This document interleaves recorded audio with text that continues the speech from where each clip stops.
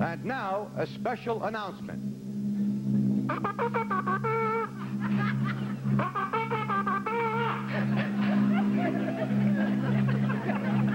Good evening. This is Henry Kissinger. I just want to say that it gives me great pleasure to introduce the man to you who is a very good friend of mine. I've traveled all over the world, from Hong Kong to Tenafly, New Jersey. And I have not seen a greater performer than the man we're about to introduce to you. He's about that high. He makes motion pictures. Very, very nice. He makes all sorts of crazy sounds, but I hold him very dear. Let me tell you once what happened. Will you get on with it? Jerry Lewis!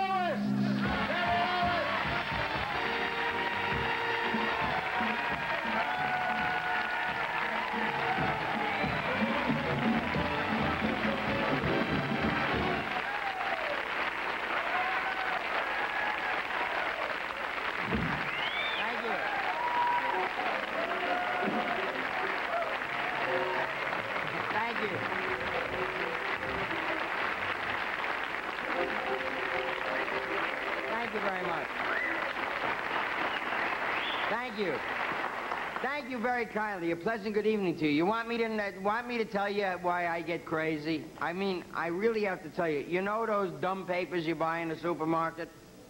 I don't have to tell you about the dumb papers you buy in the supermarket, right?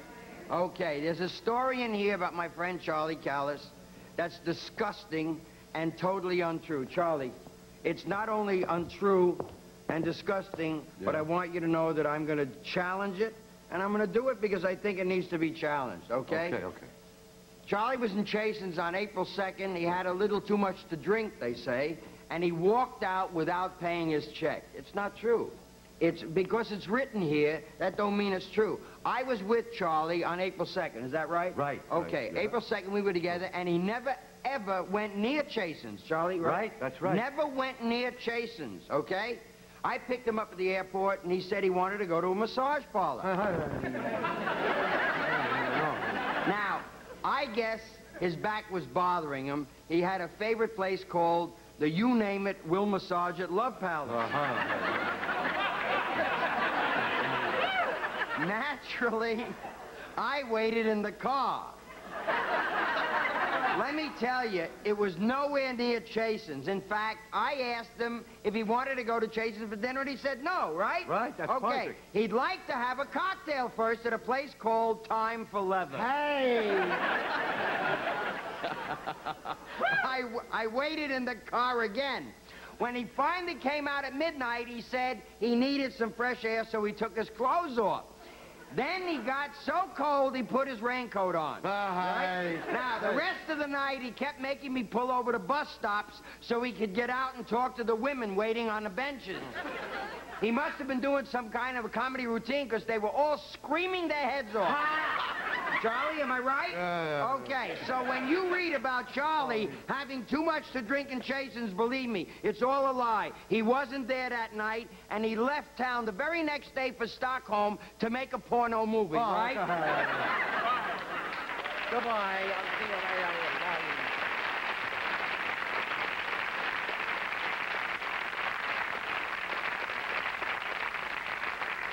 I always say we do enough nonsense that's real and true that they could print. They don't have to make it up. Now, we have a marvelous show, and we appreciate you being here. Hang around, because there are going to be some wonderful people coming out. We'll be back in just a minute.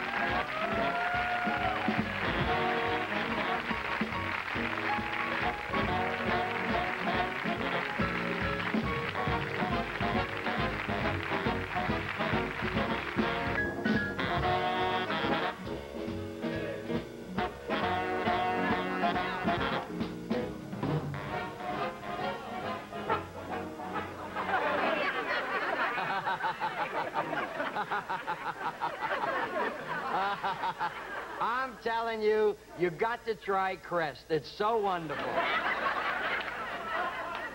Who's there, Tom? Beautiful.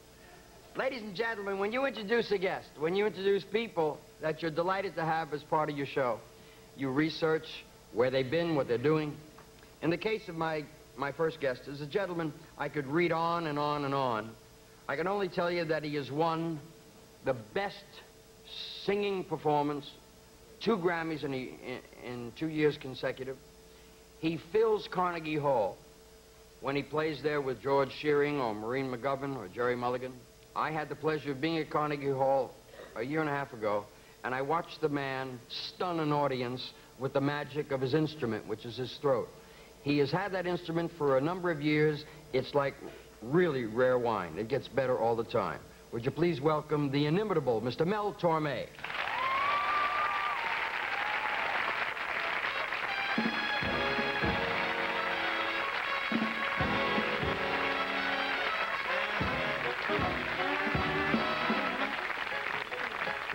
Nice to be with you. Thank you.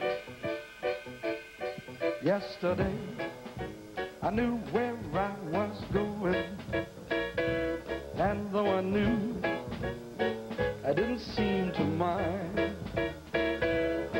But today, I had no way of knowing that I'd find you. I'd find you. Yesterday, my world had turned to ashes, and as I watched, sunshine turned to gray. But then the dark clouds came tumbling down, like the whole world was turning around. My 2 feet left the ground when I found you. I found love in your eyes, from the ocean to the skies, and it all seemed to start when I found you. I found love in your heart, from the morning to the dark, and it all seemed to start when I found you. Now I know I can't go on, never fearing that you'll be gone.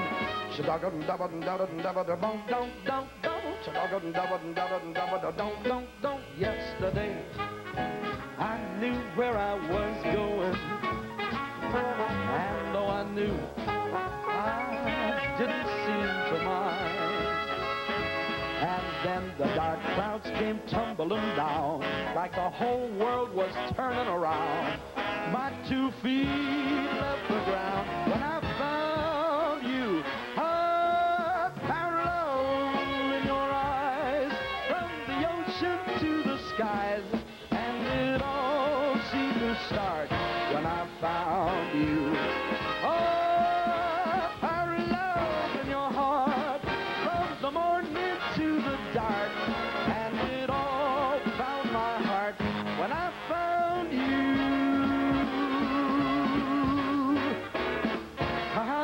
I found love in your eyes, from the ocean to the skies, and it all seemed to start when I found you.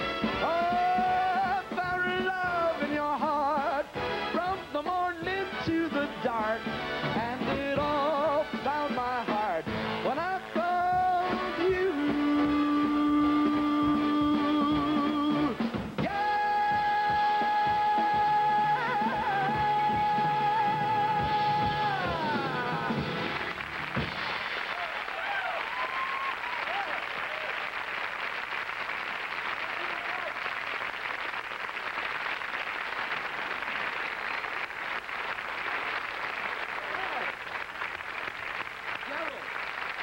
Hi, guys.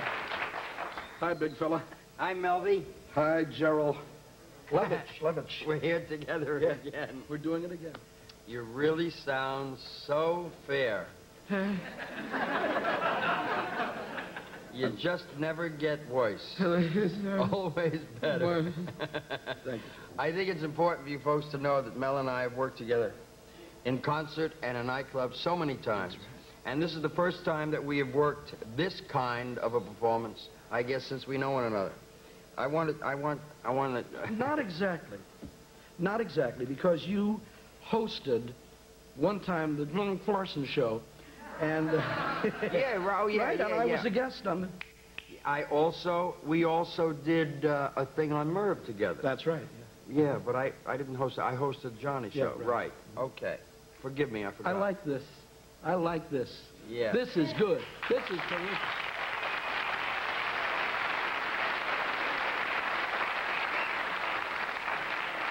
What I don't like is you wore a tie.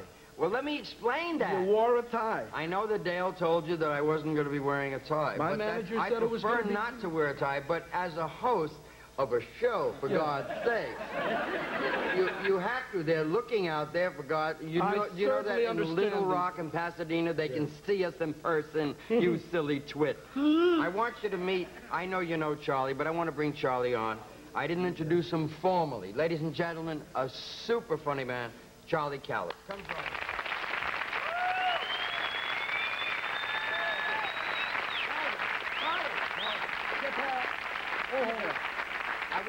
I want you to know that Charlie travels probably as much as you do. Oof. Oh, Okay? The world of our whole theatrical world is, the luggage says anywhere. Oh, boy. We go where the action is. I know Mel and I spend time discussing movie stars, films, film direction, the technical aspects of film. We are on the road, and we do that. When we're at the Sahara in Vegas, in between shows, we can spend 2 hours just talking about film. What do you do when you're on the road? What do you do when you're not working? Well, I like that, too, films. You know, I've grown up going Films? to movies. Films. F-I-L-U-M-S. He said films. Yes. And reading, you know, Voltaire, Spinoza, and Playboy. No, okay. Playboy? All right, a lot of people make jokes about that magazine, right? They have great articles, but it's. Now, I don't want to make. Rephrase that. I don't want to make fun of the centerfolds or whatever. The girls, I think. Can I stand up for this? I want to explain something to you. Of course. The girls in these magazines, they're all lovely, right? To look at. They've got the beautiful hair with the high heels standing there with the worst. But what they do is they get interviewed, you see. They try and get very erudite or philosophical or profound. It doesn't make sense with the pictures. The girl will come out and say, "Hi, my name's Judy, and I'd like somebody to know the real me."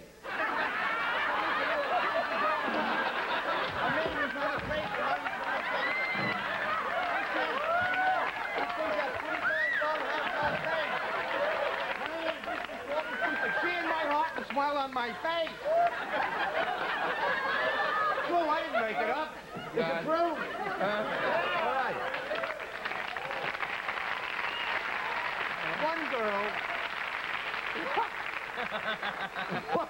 One girl in the magazine said she was searching for absolute perfection. Einstein devoted 60 years of his life for this. Boy.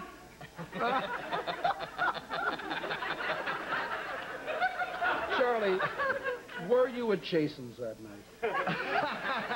Oh, you found me out. No. I have to bring something to your attention. You'll get a kick out of this too, Charlie. When I was 18 years old, I played the Earl Theater in Washington, and on the screen was Frank Sinatra's first film, Higher and Higher, with Marcy McGuire, Frank Sinatra, Mel Torme, and I saw the picture because when you're 18 years old and you're breaking into vaudeville, what do you do in between shows but watch the film? Mel he looked like that. He was 18 at the time. Velvet Park. And he was in the most important, most acknowledged film made of that year. It was Sinatra's introduction to film. Now, from that time to now, we're talking about 40 years ago. I'm 58. I was 18, okay? I'm 58. You're right. Mel has worked... I never met anybody older than me. I can only tell you that you have driven your theatrical prowess through the galaxies and back. You are now, today, the most important single performer to step on the stage at Carnegie Hall. I was in Toronto and watched Mel and George Shearing do the kind of performance that made you feel so insignificant by the magnificence of their work. And that's 40 years later. I know this sounds like it's your funeral. I don't mean that.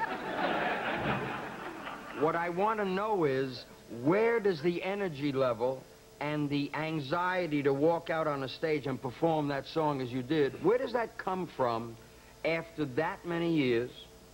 You're going to be surprised when I tell you this. Okay. A lot of it comes from you. Now, this is not mutual admiration time. It's just that when I begin to feel logy, when I begin to feel enervated, when I begin to feel tired if I'm going to do a performance and I'm standing backstage, right?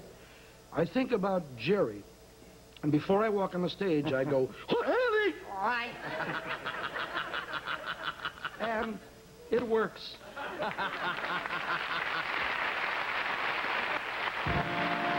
We'll be right back after a couple of messages from our sponsors along the network. We'll be back.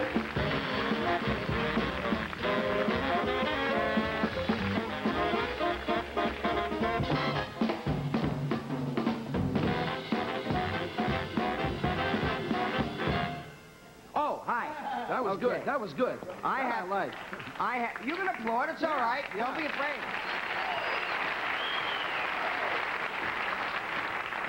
Well, let me get a plug in for my piano player who played for me, too, Mike Renzi. Dynamite. Mike Renzi. Fantastic. That's not Mike Renzi. That's Paul Smith. Also great.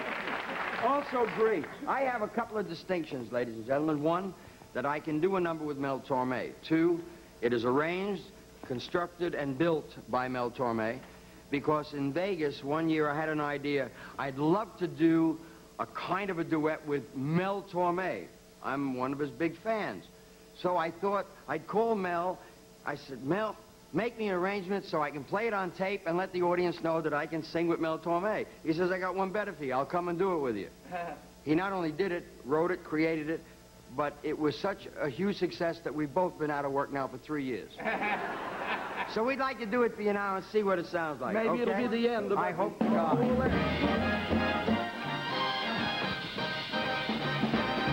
Another bride, No one to walk with, another June, all by myself. another sunny, No one to talk with, but I'm happy on the show. another season, Ain't misbehaving, another reason saving my love for for making you and me.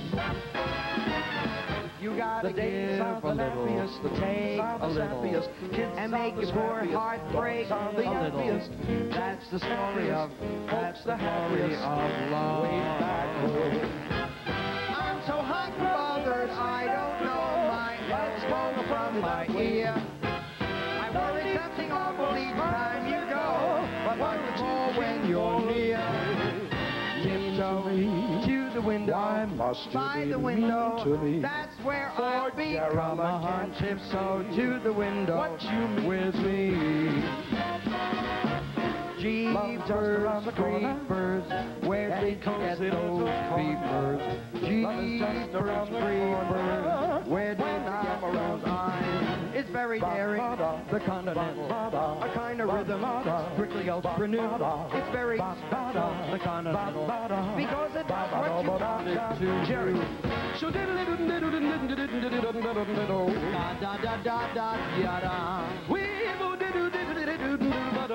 Plague it and hold back your name.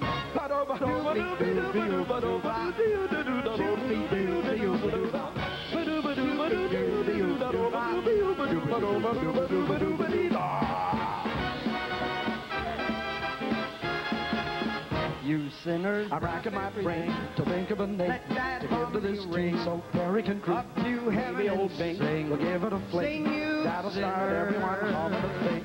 Lullaby, a bird laugh, that's what lonely. I You won't always believe hear. it, but When I you want you only. sigh, I'd rather be never is my lonely word than land, happy with 'cause every somebody way to new. There's my favorite melody. You, my baby, phone into me. I hear music, mighty fine music, and every time I think my world is wrong, I get me out of bed and sing this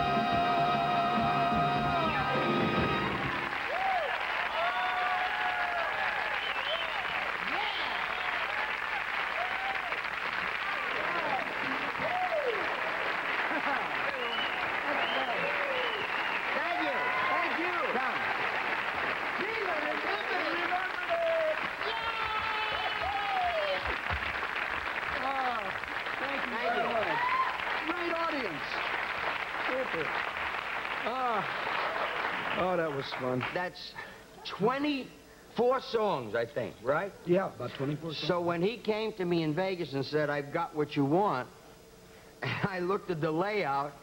I said, I didn't ask you to make me a career. And he said, you wanted it, you'll rehearse it. And we did, and we had such fun. We played probably 40 or 60 shows at the Sahara with it.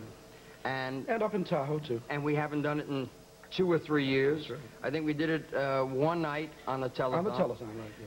So this afternoon, I'm trying to remember the lyrics. I said, if I yell loud enough, he won't know when I go, How did you remember it? Well, you know, it implanted itself in my mind because those are songs that I have sung, most of them, since I was a baby, really. And, you know, I'm like... When you were a baby, Lake Erie was a dewdrop. 2, 3, 4. We're the same age. You know that I've been singing professionally for money since I was 4 years old. Now, that's 31 years ago.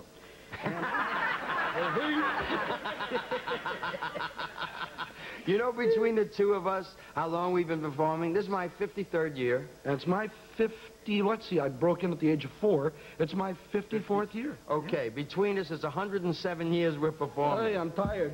I think we should go to the home and fluff up a mattress. Yeah. We're going to be back in a short while. We've got some lovely people along the network that want to tell you some stuff. So hang in there. We got a lot of show.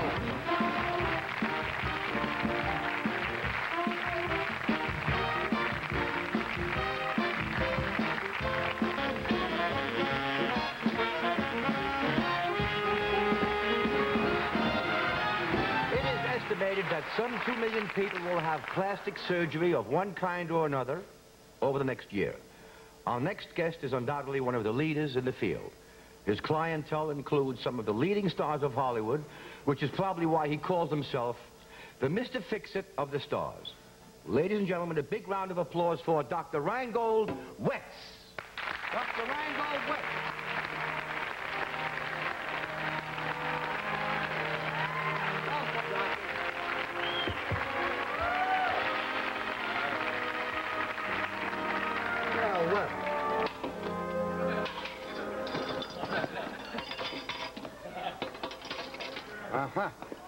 Well, welcome to the show, Dr. Wetz. Yeah, all right. You should come to me first. For what? For that nose. If you paid more than $15, you got robbed. Or as we say in the trade, you got skinned. This happens to be my own original nose. Good, then I'm not too late. No, wait. Let's fix it right now. Be the first man to have a nose job live on television. I like my nose. Then be the first guy on television to have his head examined. What's wrong with my nose? That's like asking what's wrong with a train wreck. Where do you begin? Name one thing. Your nose holes are too small. My nostrils? Nostrils is good, you want to call it that. Has a nice ring to it. Anyway, they're too tiny. What if you want to flare them? No way, right? Why do I need to flare my nostrils? What if you're out with a great-looking girl and you want to make out? You got to flare your nostrils like this. I can flare my nostrils, look. You call that flaring? With that, you couldn't even make out with a bad-looking sheep. Tell me, Doctor, you work a lot with stars. Care to name some? Name some names? All right. Cary Grant, Shirley MacLaine, Frank Sinatra, Robert Redford, Dustin Hoffman, Bo Derek. You did plastic surgery on all those people? No, you said name some names. Meryl Streep, Marlon Brando. Okay, Doctor. Well, what are some of the biggest jobs you've ever done? 2 big jobs stand out in my mind. Dolly Parton. I have no idea. No, it's not what you think, dummy. I had to make her toes 3 inches longer. How? How come? She hadn't seen her feet since she was 12.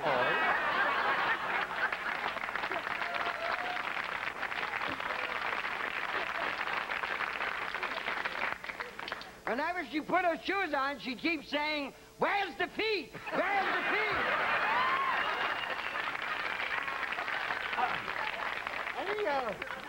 Any other big jobs? Any other big jobs or whatever? I removed the tattoos from the Osmond family. No. They were tattooed? Yes. So you could tell them apart. I had to cover all those little names up with skin grafts. 147 altogether. Where did you get the skin? From Orson Welles' stomach. He had enough left to do the King family and the Norman Tabernacle Choir. Yes. Norman Luboff. Oh, well, Doctor. You have a marvelous sense of humor, Doctor. I suppose... Let me give it one little grab. No, that's... I suppose you get a lot of calls from women who want to be blown up a little. Yesterday, I did 57. How can you do so many? I use a technique I discovered watching football. It's called pump and run. Oh. Well, this has certainly been fascinating. Where can people locate you if they need help? I'm in the Bugle building.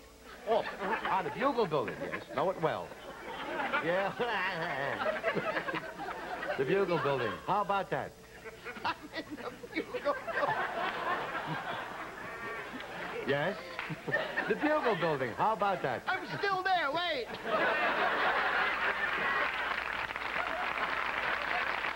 All right, Doctor, yes?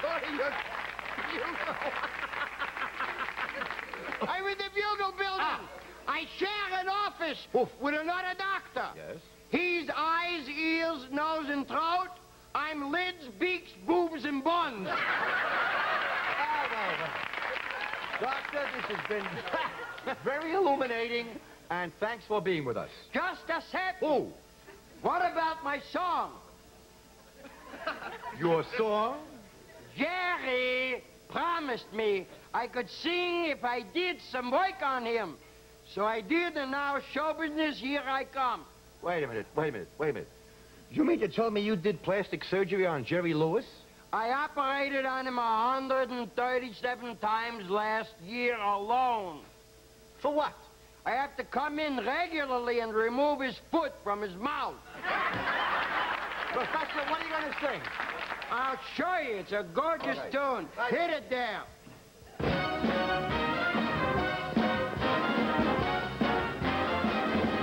Gray skies are gonna clear up. Stick up a happy face. Yeah! Put on that mask of happiness. Don't take nobody's place.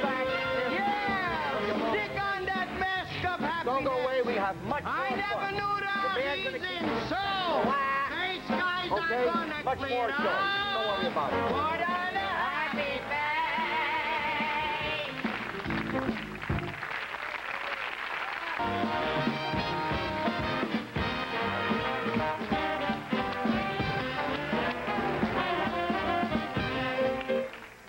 We are back. Why are you sitting over there? Because somebody's going to sit here. Is that why? You bet. Okay. Charlie, why are you standing over there? Because somebody's going to be over there. We have other chairs. I'll sit over here for a second. Charlie, Yes. we're going to introduce a guest that's going to need that chair. I have to leave now. I'll see you later, please. Charlie.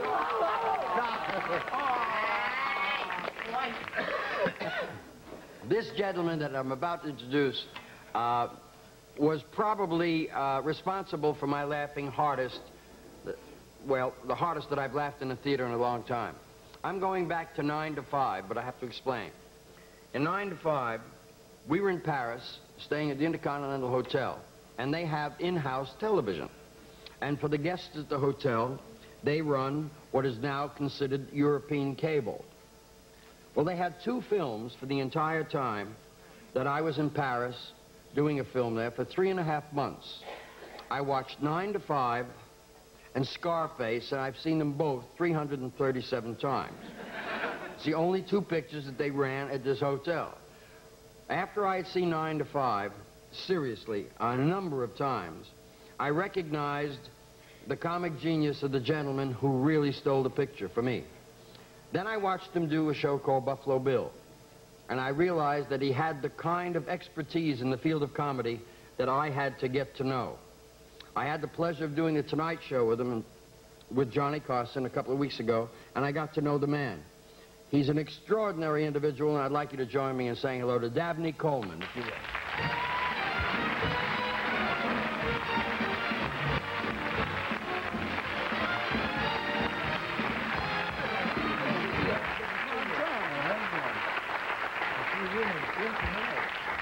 Welcome. Welcome, Dabney. Thank you for coming.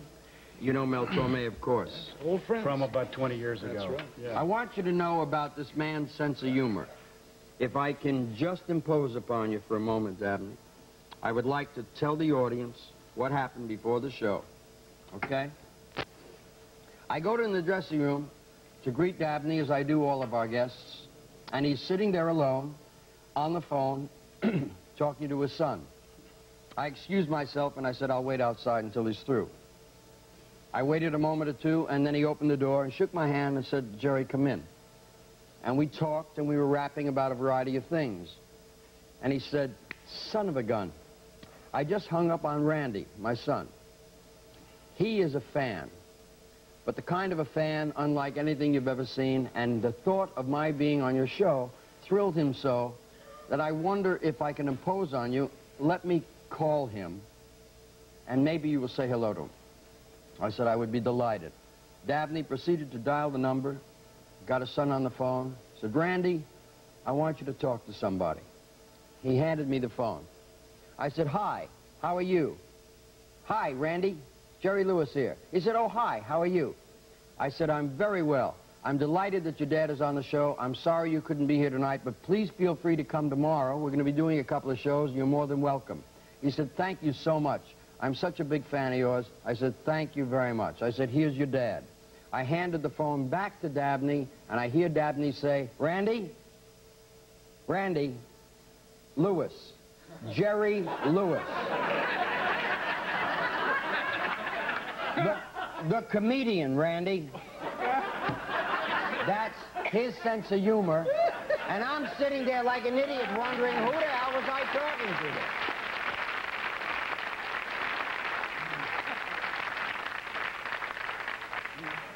Well, my time's about up.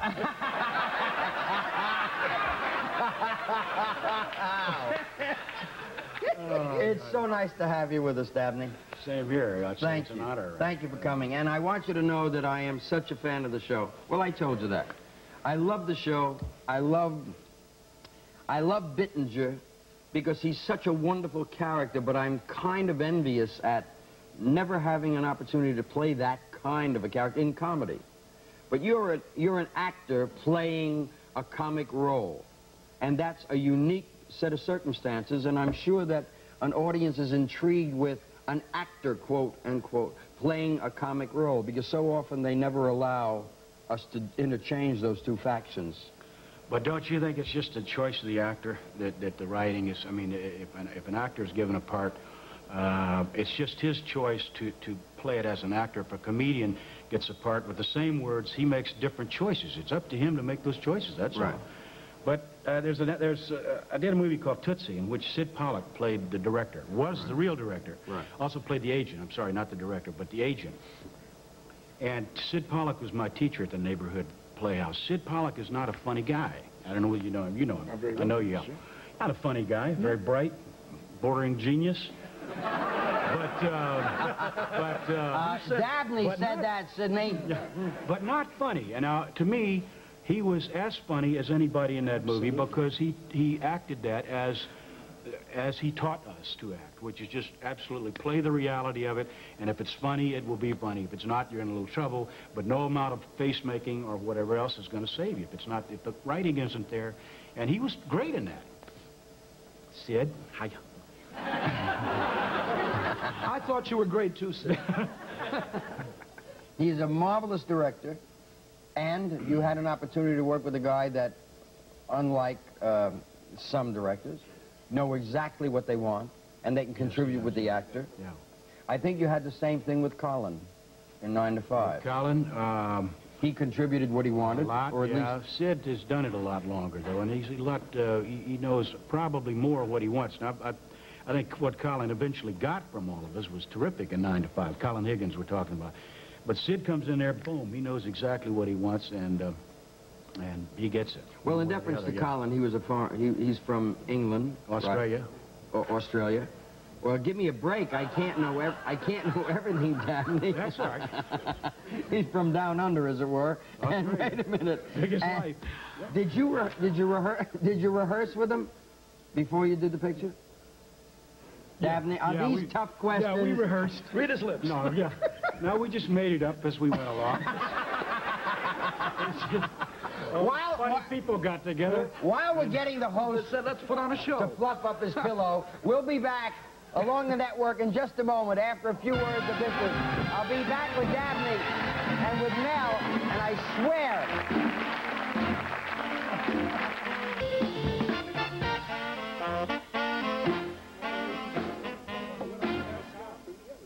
Hi there.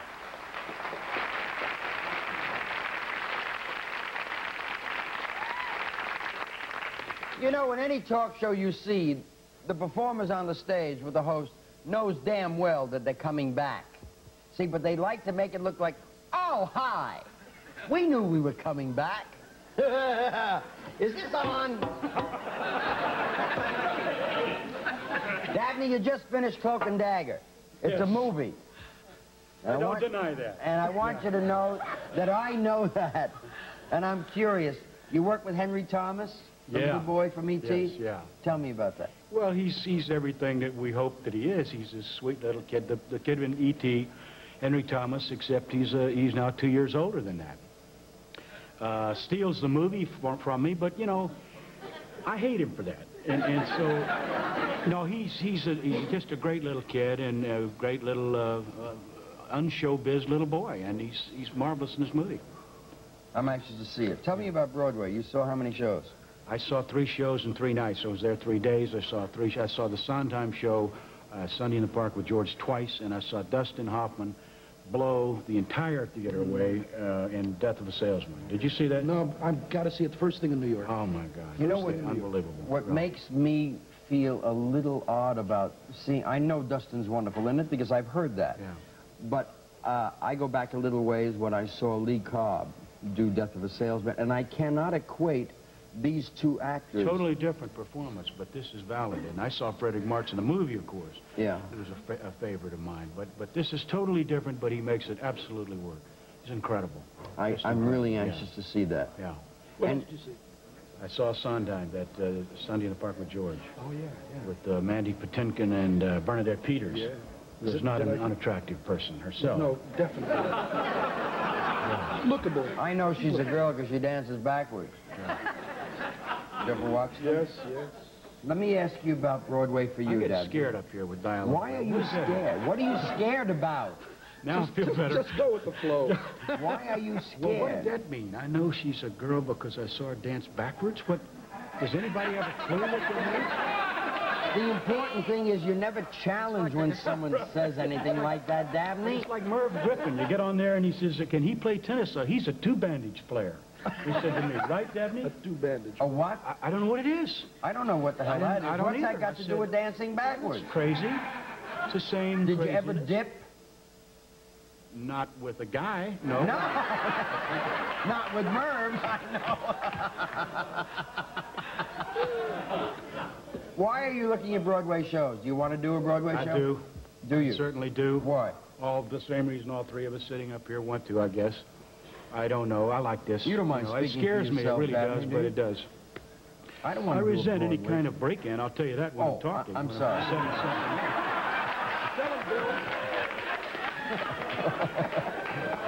You see, you have to understand what a talk show host is like. I think the most fun that I've ever had was when I saw the Buffalo Bills segment where they had Jerry Lewis Week. Yes. Oh, And God. Jim Carrey doing you? Oh, it was... Well, what does that make you feel like when someone does it like that? Well, we had Joe Piscopo on the show the other day. He's good. And he did an impression of the president intertwined with a Jerry Lewis Nutty Professor kind of a thing. And it was really amazing at how well he did it. But, you know, it's the greatest form of flattery when somebody does an impression of you. But when I saw 11 of them coming out of the woodwork on your show, it was funny, really funny. You do impressions, too. I mean, can you do me, for instance? No, I try to do really solid people, if you know what I mean.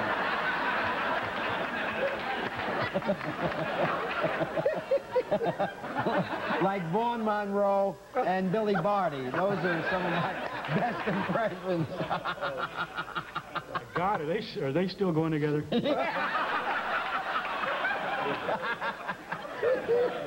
Oh, geez. Well, I don't have anything more here for you, Dabney.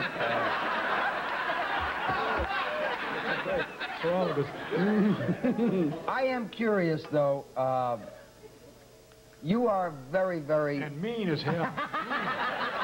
Whoa. You're very notorious in a lovely way, and I like to consider myself equally as notorious in your relationship with your crew when you work on a film. I know that that's a very, very important thing for me. I get to know them before I start shooting. I know them by name. And the reputation for an artist precedes them when they are locked closely with their crew. And I know you know that's important. Or at least that's the way I'm told you function. But if I were you, I wouldn't worry about that. Those guys will forgive you. They'll forgive and forget. You know, sooner or later, they have to make a buck, and they say, to hell with it. I'll work with them again.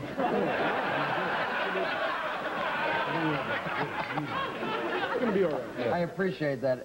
You're really a hell of a morale builder, I'll tell you that, Jack. Can you be here early tomorrow? Yes.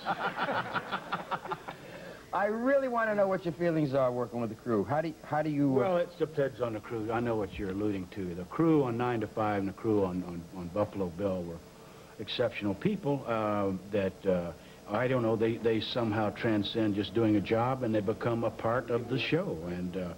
And that's all I have to say. I mean... no, but don't you feel that if you don't have the crew that's cooking, or let's put it this way, if you're not all doing the same show... Yeah. That's a term that we use in the business. Or doing a show. Right. You get in deep trouble. Yeah. Okay, we got to cut away. We'll be back in a second. Would you hang in there? There's a network out there that's got stuff to tell you. We'll be right back.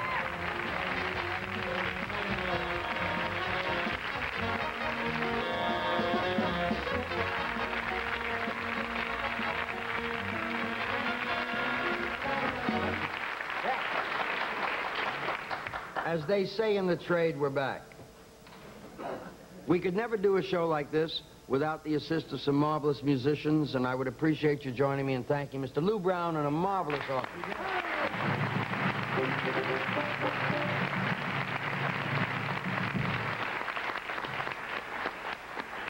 If you ladies and gentlemen happen to be in the New York area, please watch for Mel Torme and the lovely Maureen McGovern. It'll be at Carnegie Hall. It'll be a treat that you will not long forget. It's swell. Watch for Dabney Coleman on Broadway. In whatever show he elects to do, I'm sure it'll be marvelous. The likes of Charlie Callas should happen to every performer in our business. To have him alongside you in a show makes you feel awfully comfortable, and he's really a super performer. I thank you all for coming tonight. Have a good life, drive carefully, and we hope...